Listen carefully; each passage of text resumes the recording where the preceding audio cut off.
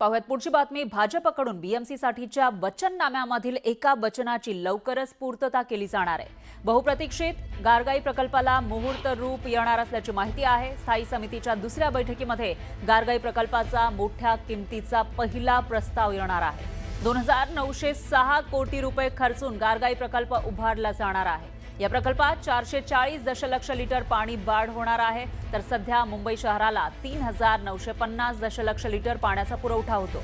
मात्र सध्याची गरज 5500 दशलक्ष लिटरची मुंबईला आहे आणि त्यामुळे गारगाई जल पुरवठा प्रकल्पासाठी 3905 कोटींचा प्रस्ताव स्थायी समितीसमोर उद्या सादर केला जाणार आहे। मुंबईच्या दीर्घकालीन पाणी टंचाईवर उपाय म्हणून गारगाई प्रकल्पाकडे बघितलं जातं। या प्रस्तावाला विरोधी बाकावर असताना फडणवीसांच्या सकट सगळ्यांनी विरोध केला। तीच मंडळी आता तो प्रकल्प पुन्हा एकदा पूर्णत्वास नेण्यासाठी प्रयत्न करत आहे। मात्र आमच्यामध्ये आणि भाजपमध्ये फरक आहे।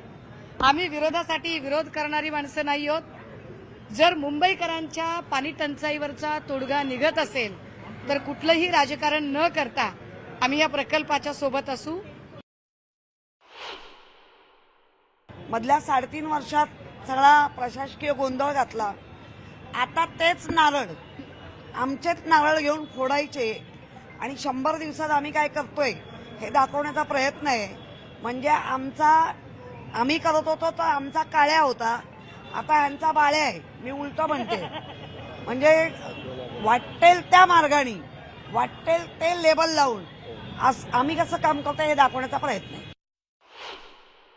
गारगाई प्रकल्प हा मुंबईच्या लोकांची तहान भागवणार आहे आणि असे प्रकल्प जर पाणी पुरवठा योग्य प्रमाणात होणार असेल आणि असे प्रकल्प होत असतील तर आम्ही त्याचं नक्की स्वागत करू। परंतु अशा पद्धतीचे हे प्रकल्प होत असताना जे महानगरपालिकेचे ट्रस्टी आहेत म्हणजे नगरसेवक आहेत ह्यांना विश्वासात घेणं गरजेचं आहे। आणखी एक मोठी अपडेट आहे। कोस्टल रोड भुयारी मार्गासाठी छतासाठी 19 कोटींचा प्रस्ताव मांडला जाणार आहे। प्रस्ताव बुधवारी स्थायी समिती बैठकीमध्ये मंजुरीसाठी सादर करणार असल्याची माहिती समोर येते। तर कोस्टल रोड भुयारी मार्गावर छतासाठी हा 19 कोटींचा प्रस्ताव आहे, जो बुधवारी स्थायी समिती बैठकीमध्ये मंजुरीसाठी सादर केला जाणार आहे।